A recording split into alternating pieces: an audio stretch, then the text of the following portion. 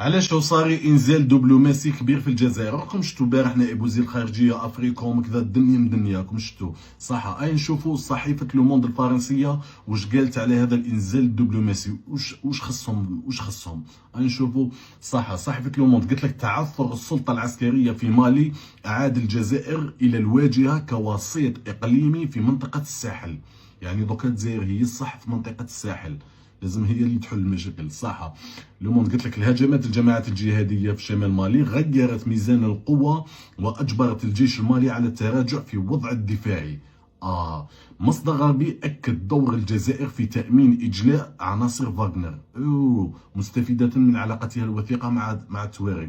يعني كي صدموا عليهم الازواد قال لك لو كان ماشي الجزائر استفادت من العلاقه تاعها مع التوارق وسلكت جماعه تاع فاغنر لو كان راهم قضاو عليهم.